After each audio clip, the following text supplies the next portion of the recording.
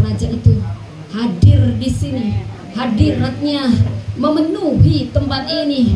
Terima kasih Tuhan, kami ada karena anugerah-Mu, karena kasih karunia-Mu. Engkau lahir di hati kami, Engkau hadir di tempat ini. Kami sembah Engkau, Allah yang berdaulat, Allah yang penuh kasih. Pakai hamba-Mu ini, sembunyikan di balik kuasa salib-Mu. Sentuh setiap hati, ubah setiap aib menjadi anugerah di tangan-Mu yang maha mulia. Tutup bungkus tempat ini dengan kuasa darah Yesus. Segala perangkat elektronik apapun yang kami membutuhkan, Tuhan urapi. Pemberitaan firman Tuhan disampaikan, Roh Kudus pribadi lepas pribadi. Engkau jamah terutama hamba-Mu yang menyampaikan firman-Mu, penuh dengan karunia hikmat, karunia pengajaran. Hanya kebenaran firman Tuhan yang diberitakan, dan setiap firman yang keluar tidak pernah kembali sia-sia. Kami bukan hanya pendengar firman, terutama kami menjadi pelaku firman, dan kami akan mendapatkan sesuatu yang dahsyat. Roh Kudus, bekerjalah pribadi lepas pribadi. Di dalam nama Tuhan Yesus yang siap menyambut firman-Nya, katakan amin. Silakan duduk. Apa kabar PD Anugerah? Luar biasa. Sudah Merry Christmas. Ya, sebenarnya Natal itu gak harus Desember, sebenarnya itu September, saudara. Iya, karena ada gembala-gembala. Ya, wow, saya sudah melihat wajah-wajah yang sudah dipenuhi anugerah Tuhan. Amin. Amin. Ya, jadi saat ini judulnya seperti yang terlihat, ketika Tuhan menyentuh aibmu. Sama-sama katakan, ketika Tuhan menyentuh aibmu. Wow, kita bicara aib, saudara. Apa itu aib, saudara? Ada yang tahu di sini apa itu aib? Dosa. Ya, betul. Sesuatu yang memalukan. Aib jangan dibongkar. Aku malu, itu aibku. Jangan. Saudara, saya mau katakan, aib bagi dunia ini beda cara pandang Tuhan dengan cara pandang manusia.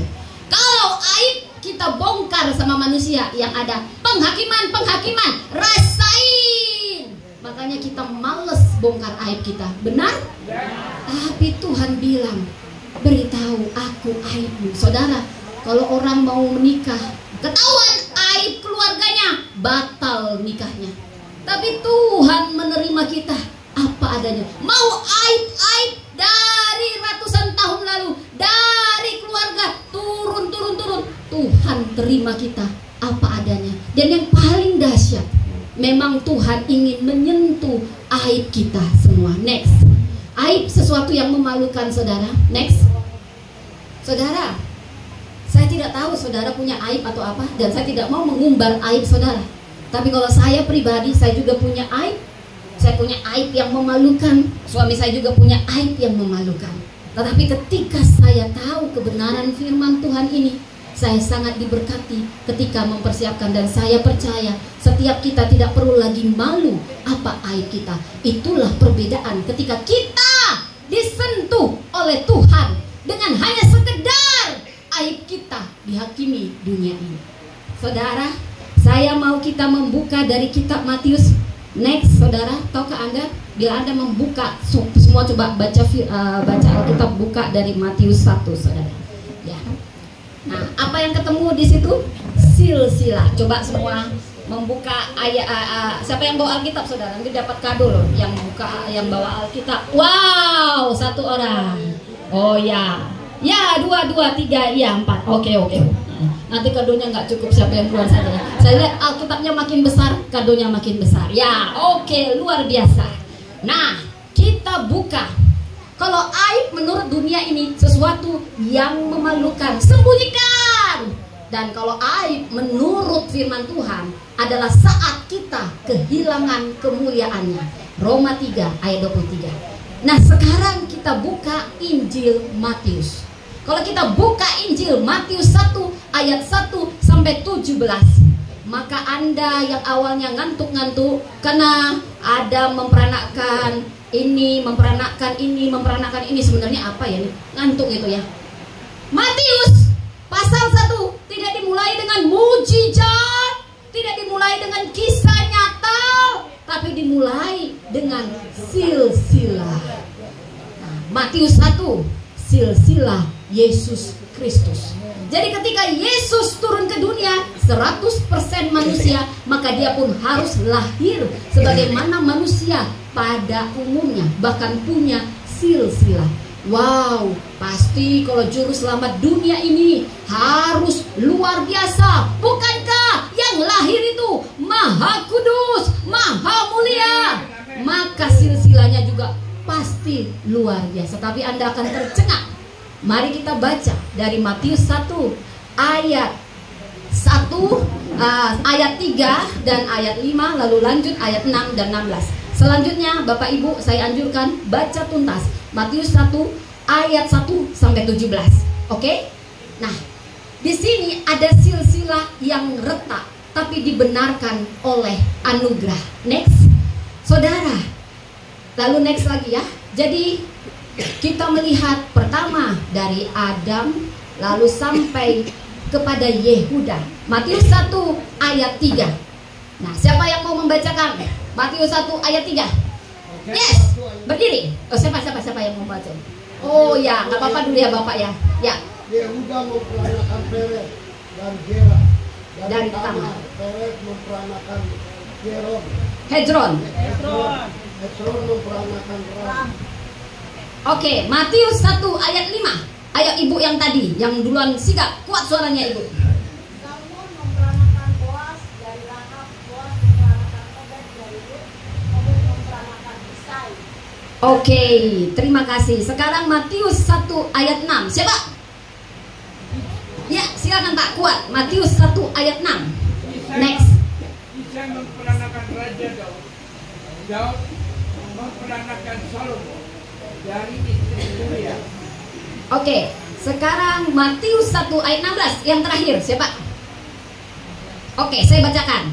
Yakub memperanakan Yusuf, suami Maria, yang melahirkan Yesus yang disebut Kristus. Saudara, apakah Injil Matius ini salah cetak? Yang saya tahu, silsilah atau bahasa Bataknya tarombo, cukup nama laki-laki. Kenapa ada nama perempuan? Ayo, ada berapa perempuan di situ yang disebut?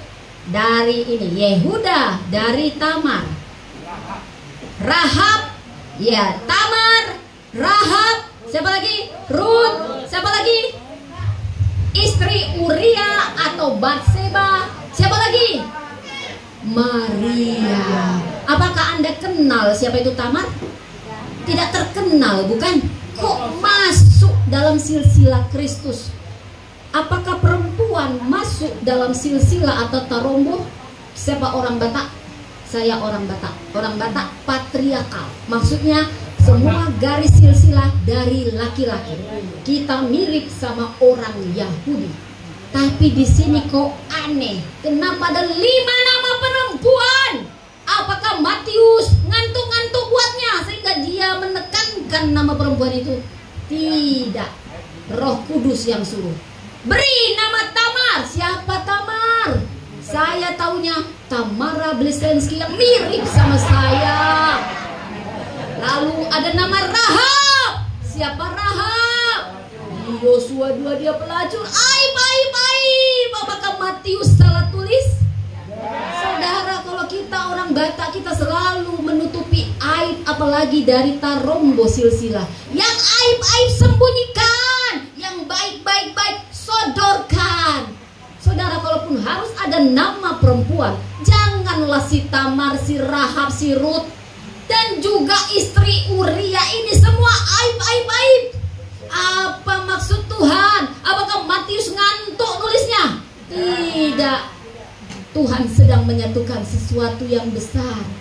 Kalaupun nama perempuan yang paling layak adalah Hawa, betul. Kenapa? Ibu segala yang hidup, wanita pertama. Kalaupun masuk tarombo atau silsilah, Hawa lebih pantas, betul. Atau kalaupun mau 5, siap Hawa, yaitu Sarah, istri Abraham, ibu bangsa-bangsa. Mana nama Sarah? Tidak. Atau ibu Israel, Lea dan Rahel. Tidak ada namanya. Tidak. Kenapa ada Tamar yang mirip Tamar Abisensky? Atau Rahab pelacur? Atau Ruth? Siapa Ruth? Hanya janda yang setia. Bangsa Moab. Ini apa-apaan? Ketika kita mulai ngantuk dari ayat 1, loh, ayat 3 kenapa ada nama perempuan? Saudara, Matius tidak memulai dengan mujizat yang besar yang Tuhan lakukan.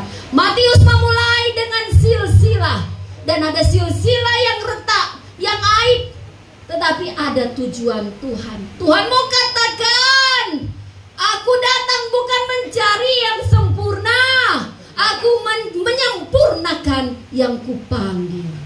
Saudara, mari kita telusuri siapa itu Tamar. Next. Tamar kisahnya luar biasa seperti baca sinetron. Baca Kejadian 38.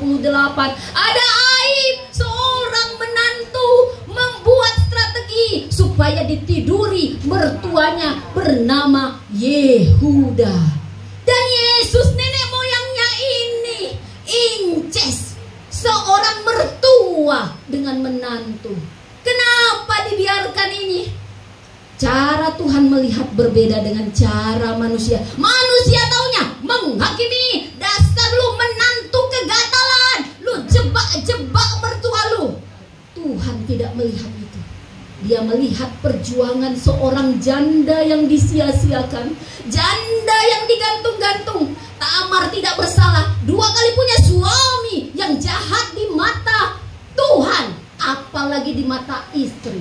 Kalau di mata Tuhan aja sudah jahat, apalagi di mata istrinya, betul? Yang borok-borok tahu itu pasangan kita. Dia 2 kali suaminya mati, dia dianggap janda sial, padahal dia tidak salah. Kalau sudah jahat di mata Tuhan, apalagi di mata istri. Malang benar ini janda. Dulu janda, sekarang beda sama janda dulu. Janda dulu karena wanita kelas 2 gak bisa kerja, bergantung ekonominya sama suami, maka Tuhan selalu bela hak-hak janda. Karena memang perempuan dibatasi dalam bekerja, dia digantung. Oh Tamar, pulanglah dulu. Diusir secara halus. Pulanglah dulu ke rumah bapak ibumu. Sampai anakku Sela besar, dia terikat hukum lepirat. Apa itu hukum lepirat? Kalau tidak punya keturunan, harus ambil keturunan. Jadi itu kayak gulung tikar, ganti tikar bahasa Jawanya. Ya, keturunannya digantikan sama adiknya kalau abangnya meninggal. Itu hukum lepirat. Sebenarnya merugikan perempuan. Maju kena, mundur kena, gak boleh nikah. Tapi tidak diberi hak, tidak dipenuhi janji, disia-siakan, disuruh pulang secara halus. Sampai dia berstrategi. Dia menyamar dengan selendangnya. Dia berstrategi, aku akan tidur dengan mertuaku. Bukan karena kegatalan. Tuhan melihat motivasinya, kerinduannya akan anak. Dialah emansipator wanita pertama. Kalau mau tanya siapa emansipator wanita pertama, bukan R.A. Kartini, tapi Tamar, wanita Kanaan, janda yang disia-siakan. Tapi seakan-akan Tuhan berpihak pada janda ini. Dia langsung hamil dan Yesus lahir dari keturunannya. Kenapa? Karena Tuhan melihat jauh ke dalam hati perempuan ini. Perempuan ini punya hati yang besar. Dia ini paling sebel sama Yehuda yang menggantung dia. Malah dia menyiapkan dirinya untuk ditiduri Yehuda supaya garis keturunan Mesias tidak terputus. Oh, butuh hati yang besar seorang perempuan mau ditiduri sama laki-laki yang paling menyebalkan. Itu dicatat oleh Tuhan. Air matanya dicatat. Bukan karena dia kegatalan, saudara, tapi dia rindu. Dia sudah putus asa, digantung-gantung, gak bisa nikah, tapi gak dikasih Sela. Sela sudah besar. Maju kena, mundur kena. Lalu dia bertindak dengan imannya. Kalaupun aku mati, dituduh berzina, biarlah aku mati. Dulu siapa yang hamil di luar nikah?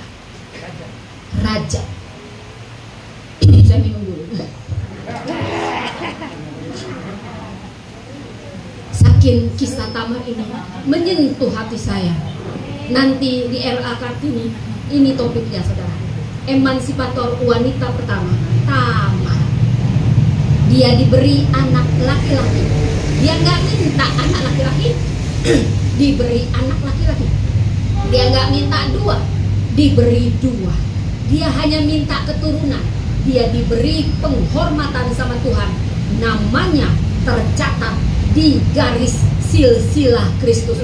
Wanita pejuang, wanita yang berdiri untuk keadilan, wanita yang tidak putus asa. Saudara, saya tidak tahu ketidakadilan yang pernah Anda rasakan, aib yang Anda sembunyikan. Tapi seperti Tamar, jangan putus asa. Bawa pada Tuhan, aib itu jadi anugerah. Yang kedua, next, siapa ini? Kisahnya di Yosua 2, seorang pelacur kelas kakap. Semua petinggi di Yeriko tidur sama dia. Dia hanya mendengar Allah Israel dari pelanggan, tapi imannya timbul.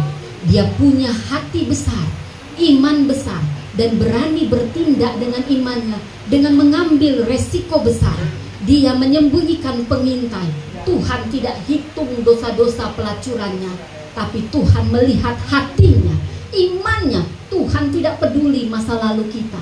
Dia melupakan, bukan melupakan, tapi mengubah masa lalu itu untuk menjadi lukisan yang indah di tangan Tuhan. Rahab, siapa Rahab? Seorang pelacur, bisa-bisanya disebut pahlawan iman. Seorang pelacur akhirnya menikah dengan bangsawan bernama Salmon atau Boaz. Salmon. Ya. Kalau Salmon dengan Rut ya. Pokoknya itu saya teliti bangsawan, saudara.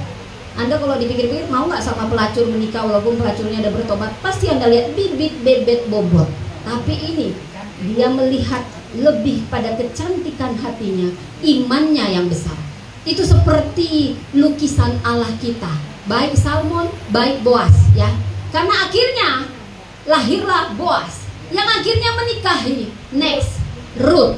Siapa Rut? Rut bukan orang Israel. Rut memang wanita yang setia, tapi Rut ini bangsa Moab. Siapa bangsa Moab? Bangsa terkutuk, bangsa najis. Najis. Wanita hamil dibelah perutnya, bayinya dilempar-lempar. Itu bangsa Moab. Anak kandung sendiri dibakar untuk penyembahan berhala. Itu bangsa Moab. Bangsa Moab terkutuk. Tapi ada seorang Rut yang setia. Tuhan melihat hati kita, bukan latar belakang bangsa kita, budaya kita. Rut rela, dia masih janda muda. Naomi mertuanya nggak punya apa-apa. Saudara, saya mau katakan, orang yang baik itu banyak, tapi orang yang baik belum tentu setia. Tapi orang yang setia sudah pasti baik. Itulah Rut. Dia bisa kawin dengan yang lain, tapi dia memilih menemani mertuanya. Janganlah kau suruh aku pulang, Allah mula Allahku, bangsa mula bangsaku. Itu iman yang besar, dari hati yang besar. Dia berani ambil resiko besar. Bisa saja dia tetap janda selamanya, padahal dia bisa kawin. Tapi Tuhan melihat kesetiaan kita, saudara. Mungkin Anda bukan siapa-siapa, selama Anda setia dengan iman Anda akan diberi penghormatan. Janda yang biasa saja akhirnya menikah dengan Boaz, bangsawan lagi. Ternyata Boaz ini seperti gambaran Kristus yang menerima kita apapun aib kita. Dia akhirnya tertulis namanya di kitab ini sebagai penghormatan. Bukan hanya bicara kasih karunia, tapi bagaimana kita merespon kasih karunia. Next. Dan wanita yang selanjutnya Batseba, tapi namanya disebut apa di situ? Istri Uria. Ada yang tahu kenapa tidak langsung namanya disebut Batseba? Kenapa harus pakai nama istri Uria? Ada yang tahu kenapa? Roh Kudus sedang mengingatkan, Daud pernah jatuh. Daud yang sangat berkenan saja sama Tuhan bisa jatuh. apalagi kita. Tapi kejatuhan Daud, Tuhan mau tunjukkan ada pemulihan dari Tuhan. Siapa kita nggak pernah salah? Siapa sini nggak pernah salah, saudara? Siapa sini nggak punya dosa, saudara? Tapi yang menjadi perbedaannya, apakah kau membawa luka-lukamu sama Tuhan, atau kau hanya meratapinya? Saudara, saya mau katakan, kenapa bukan Batseba, kenapa Uria, istri Uria, untuk mengingatkan kembali ada darah seorang Uria yang dikorbankan Daud demi menutupi dosa, power abuse, penyalahgunaan kekuasaan. Hati-hati dengan kenyamanan, hati-hati dengan berkat. Itu malah yang paling mudah menjatuhkan kita. Daud jatuh saat nyaman. Saat nyaman bisa menjatuhkan Anda. Saat diberkati bisa menjatuhkan Anda. Dan sebaliknya, saat Anda butuh sesuatu, Anda malah lebih pegang tangan Tuhan. Itu yang terjadi pada Daud. Itu sedang mengingatkan kita. Daud yang begitu berkenan aja bisa jatuh, apalagi kita. Batseba, sejauh-jauhnya, seluka-lukanya hati Daud. Tahukah Anda siapa yang paling terluka dari kisah ini? Siapa? Siapa yang paling menyedihkan, Daud atau Batseba? Batseba. Kenapa?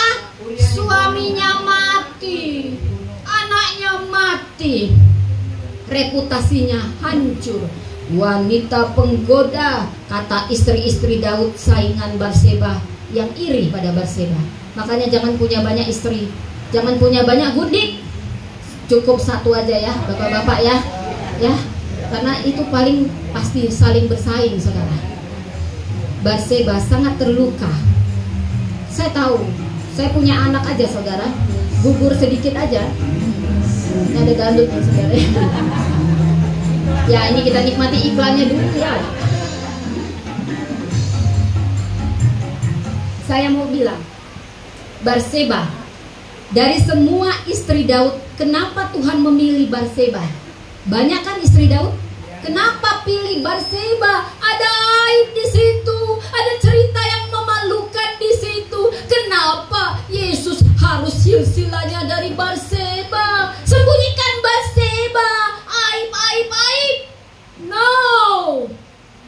Tuhan melihat berbeda dengan cara manusia melihat. Manusia apalagi mulutnya lebih tajam dari silet. Apalagi kalau istri saling bersaing dengan sesama istri, saudara. Dasar kamu wanita penggoda, kamu yang menggoda raja kami. Kau mandi telanjang. Yang mandi harus telanjang. Bukan Batseba yang salah, tapi Daud yang tidak pada tempatnya, harusnya berperang. Dia nyaman-nyaman. Makanya Anda kalau waktunya berperang supaya energinya tepat, saudara. Tapi Batseba tidak berdosa.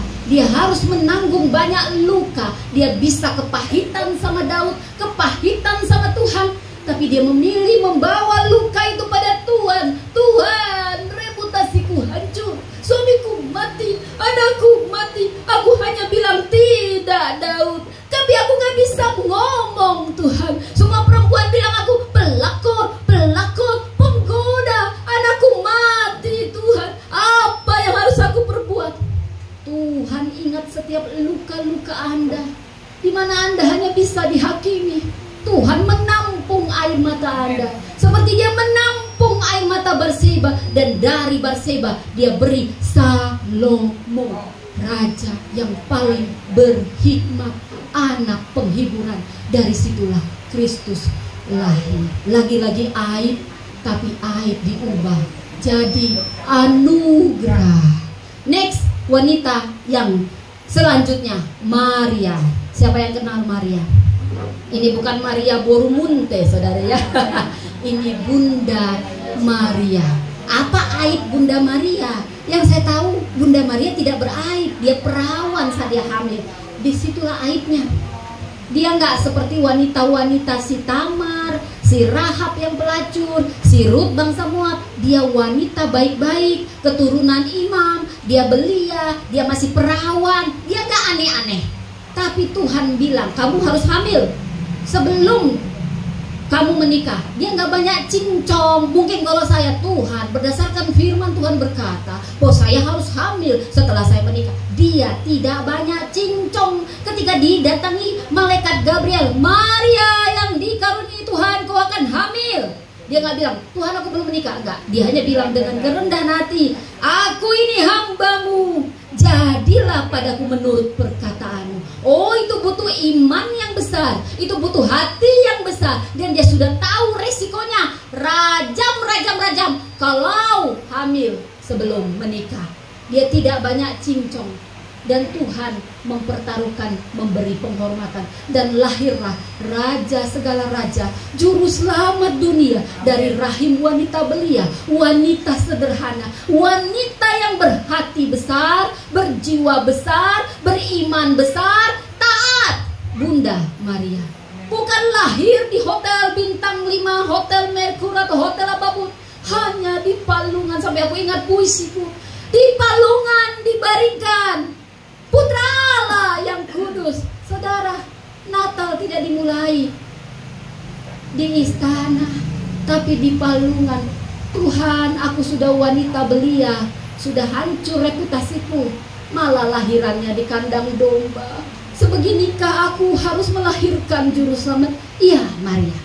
Karena aku harus menyentuh tempat yang paling hina. Aku mencari tempat yang paling hina, karena kehadiranku lah yang akan membuat segala tempat menjadi mulia. Itulah kenapa Tuhan memilih kandang domba, agar dari yang paling hina sampai yang paling tinggi disentuh oleh kemuliaan Tuhan. Kasih tepuk tangan buat Tuhan kita. Saudara, dari sini apa yang kita pelajari? Next, dari sini kita melihat bagaimana kelima wanita ini aib-aibnya diubah jadi anugerah. Next, saudara, saat Anda punya aib, saya tidak tahu apa aib saudara, tapi saya sendiri menyerahkan aib saya sama Tuhan. Tuhan, aku malu. Tuhan, aku malu. Aku selalu sembunyi. Mungkin aku pernah diperkosa, aku pernah jadi pelacur. Sembunyikan. Oh, aku pernah narkoba, aku pernah dianaktirikan, sesuatu yang memalukan. Saudara, saya mau katakan, semakin banyak aib yang Anda alami, semakin banyak anugerah yang Tuhan berikan. Saudara, saya mau cerita tentang bangsa Jepang next. Oh, tapi sebelumnya, kenapa? Saudara, saya tidak tahu, tapi satu janji yang membuat kita kuat, Tuhan itu dekat pada orang-orang yang patah hati, yang remuk hati, dan Dia membalut setiap luka yang remuk hati. Tidak peduli Anda remuk hati karena kesalahan Anda remuk hati karena kesalahan siapapun saudara, Tuhan tidak lihat, tapi Dia selalu hadir paling dekat di titik terendah kita, di titik di mana kita remuk. Itu janjinya, dan Dia memberi penghiburan tanpa lihat ini anak bangsawan atau enggak. Remuk hati, aku dekat karena dia anak bangsawan. Tidak. Firman Tuhan dekat pada mereka yang remuk hati. Mau Anda bangsawan, mau Anda orang yang tidak dipandang, mau Anda tidak pernah diperhitungkan, selama Anda remuk hati, jangan pernah berkecil hati. Tuhan paling dekat sama orang yang remuk hati. Saudara, untuk tertangkap. Next, saudara, saya mau, di sini ada orang Jepang, saya lihat saudara ya. Next, pesan pertama dari sini, di Jepang saudara, ada keramik, ada namanya seni. Seninya tradisional kintsugi. Coba sama-sama katakan, kintsugi, bukan pesugihan. Kintsugi. Kintsugi itu apa? Jadi dicari keramik-keramik yang pecah. Biasanya kalau keramik pecah, diapain? Dibuang. Tapi ini justru dicari untuk dijual ulang. Dulu keramik ini sebelum pecah mungkin harganya hanya 5.000. Tapi kalau sudah diperbaiki, harganya bisa 5 juta. Wow, dahsyat kan saudara? Itulah yang Tuhan lakukan sama aib-aib kita. Sama seperti mangkok yang pecah ini, Dia akan susun ulang. Dia bukan sembunyikan atau hapus, justru Dia tonjolkan pecahan-pecahan itu. Tapi bedanya ada perekat namanya tinta emas yang membuat harganya mahal. Saudara, justru aib Anda, akan menyingkapkan ketika Tuhan pulihkan identitas kita sebagai anak Allah. Identitas kita dan potensi kita dari aib kita akan menonjolkan potensi kita. Next, mangkok ini saudara, sebelum pecah begini, justru setelah dia pecah, maka dia lebih cantik dan lebih bermakna. Itulah yang Tuhan lakukan ketika dia menyentuh setiap luka kita, setiap hati kita saudara. Harga kita jadi lebih mahal dengan syarat kita bawa kepada Tuhan. Harganya mungkin tidak ketahuan. Kalau Tamar tidak pernah berjuang dengan lukanya, maka dia tidak akan pernah terhormat. Dia akan tetap sia-sia. Tapi dia berjuang dan membawa lukanya pada Tuhan. Akhirnya dia sangat dihargai. Dia masuk dalam list nenek moyang Kristus. Itu penghormatan buat orang-orang yang tidak mau putus asa dan berdiri dengan lukanya dan membawa luka itu pada Tuhan. Maka Tuhan pulihkan identitas kita dan bahkan membuat potensi kita menonjol dari luka kita, sehingga harga kita lebih mahal. Kasih tepuk tangan buat Tuhan, saudara. Dan yang kedua, apa yang Tuhan lakukan ketika dia menyentuh aib kita? Kita menjadi panggung. Apa itu panggung? Tempat kita tampil, saudara. Saudara, jika ada yang sudah mengalami pemulihan, jangan simpan cerita itu hanya untuk Anda. Sekecil apapun anugerah Tuhan yang kau rasakan, bagikan itu menjadi panggung kesaksian bagi nama Tuhan. Inilah mangkok next. Jadi dia panggung. Awalnya kita malu, kita sembunyi-sembunyi. Aduh, jangan bicarakan, itu aib saya. Tapi sekarang kita bawa pada Tuhan. Aib itu menjadi panggung bagaimana kuasa Tuhan mengubah hidup kita. Siapa yang mau mengalaminya? Siapa yang mau mengalaminya? Kasih tepuk tangan buat Tuhan. Aib menjadi anugerah. Next, itu yang kedua. Dan yang ketiga saudara, next. Demikianlah perempuan ini saudara. Aib menjadi anugerah. Dulu bukan siapa-siapa, tapi setelah terluka dan membawa setiap aibnya kepada Tuhan, mereka tertulis di silsilah Yesus. Roh Kudus yang suruh Matius, tulis nama perempuan yang dianggap tidak ada apa-apanya ini. Setelah ku sentuh dengan kasih karuniaku, merekalah perempuan gambaran semua kita. Bukankah kita semua punya masa lalu? Bukankah kita juga punya aib? Tapi itu gambaran. Bukankah kita disebut mempelai perempuan Kristus? Wanita-wanita ini menggambarkan kita semua dengan konteks kita. Betapa besar kasih karunia Tuhan. Tidak ada aib yang terlalu besar yang tidak bisa disentuh oleh kasih karunia Tuhan. Dan semakin besar aibmu kalau kau bawa kepada Tuhan, semakin besar anugerah yang dia rasakan. Amazing grace, oh sweet the sound that saved a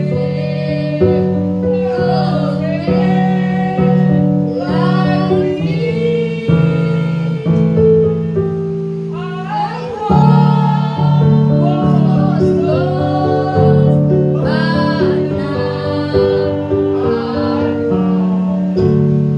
I was lost, but now was blind, but now I see. Itulah lagu kelima perempuan ini. Next. Dan yang ketiga saudara, kalau Anda tahu laut mati saudara, kenapa dia jadi laut mati? Karena setiap berkat yang dia dapat tidak dia alirkan, makanya dia jadi laut mati.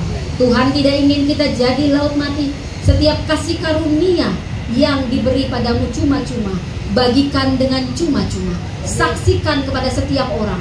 Jadikan dirimu dengan cerita aibmu yang dipulihkan itu menjadi saluran anugerah bagi orang yang terluka. Siapa yang mau? Siapa yang mau Bapak Ibu? Kita harus menjadi sungai yang mengalir. Sungai sukacitamu mengalir dalamku.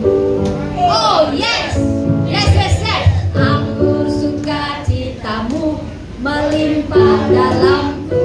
Oke. Nanti panjang banget ini, masih ada nih contohnya, saudara. Mungkin Anda nggak kenal, next. Mungkin saya singkat aja. Ini nggak terkenal, next. Ya, ini nggak terkenal. Tapi ini wanita, dia pernah diperdagangkan. Anda tahu kenapa diperdagangkan? Ya, dia jadi pelacur, diperdagangkan, narkoba, sampai dia penuh kepahitan. Dia bunuh orang, sampai dia dipenjara seumur hidup. Tapi Tuhan menyentuh dia, memulihkan dia. Dia yang awalnya bisa dibilang sampah, tetapi ketika dipulihkan Tuhan, wanita ini bersaksi kemana-mana. Banyak yang dipulihkan, yang mau bunuh diri jadi tidak bunuh diri ketika mendengar kesaksiannya. Saya percaya saudara, Tuhan akan pakai kita semua jadi saluran berkat ketika kita bawa itu semua kepada Tuhan. Karena next kita tahu, saudara, apapun yang Anda alami, saya menjadi ayat hafalan saya, Roma 8 ayat 28. Kita tahu sekarang bahwa Allah turut bekerja dalam segala sesuatu untuk mendatangkan kebaikan bagi setiap orang yang mengasihi. Artinya yang taat, yang percaya, itu arti mengasihi. Ada syaratnya. Saudara, semua akan diubahkan. Dan kalau dalam Tuhan, maka kita adalah ciptaan baru. Yang lama sudah berlalu, sesungguhnya yang baru sudah datang. Mangkok yang pecah jadi mangkok yang mahal harganya. Itulah kita semua saat kita datang pada Tuhan. Jadi apa yang perlu kita lakukan saat ini? Next, pertama, jangan lagi sembunyikan aibmu saudara. Bawa itu pada Tuhan, berikan pada Tuhan, biar Tuhan ubah pecahan-pecahan itu dan diisi dengan tinta anugerahnya. Dan kalau kita pernah diampuni, jangan cepat menghakimi orang. Lihatlah setiap orang dengan kacamata anugerah Tuhan. Seperti kita mengalami anugerah, kita juga harus memberi orang second chance, kesempatan kedua. Jangan mulut kita ini, kita saja yang merasakan anugerah, orang lain yang minta ampun tidak kita ampuni, Tuhan akan marah. Jadi jangan cepat menghakimi masa lalu orang lain. Setiap orang kudus punya masa lalu, tapi setiap orang berdosa punya masa depan. Jadi jangan suka cepat menghakimi masa lalu orang. Next, setelah ini yang perlu kita lakukan, jadikan luka itu kesaksian, bukan lagi Anda sembunyikan, karena sudah Tuhan pulihkan. Dan jadi saluran berkat, agar berkat itu tidak berhenti mengalir seperti laut mati. Next, inilah cerita ketika Tuhan menyentuh aibmu. Aibmu tidak dihapus, tapi diubah. Yang dulu tidak siapa-siapa menjadi luar biasa. Siapa yang mau? Katakan, Tuhan sentuh hatiku. Kita nyanyikan lagu, saya panggil singer, saya panggil para singer. Tuhan sentuh hatiku. Tuhan, aku berdoa bagi setiap orang di tempat ini saudara, berdoa dan minta Roh Kudus jamah. Mungkin selama ini ada luka, ada aib yang selalu kau sembunyikan. Kau malu, kau tidak perlu malu sama Tuhan. Sampaikan semua aib-aib itu saudara. Aku mau berdoa buat semua Anda. Bisa berdoa, saya mau lagunya dibawakan sambil kita semua menutup mata, minta jamahan Roh Kudus. Tuhan akan meningkatkan identitas kita dan potensi kita maksimal. Seperti kintsugi, mangkok yang pecah jadi mangkok yang sangat mahal. Saya berdoa, Roh Kudus saat ini akan menjamah setiap ini. Katakan semua, sampaikan pada Tuhan apa yang kau sembunyikan, biar aib itu diubah. Aib jadi anugerah. Apapun lukamu, beritahu Tuhan, pulihkan, pulihkan. Aku tidak mau lagi. Kita nyanyikan. Tiada pernah berhenti. Sekali lagi kita nyanyikan, kita panggil Tuhan, sampaikan semuanya. Bapa sentuh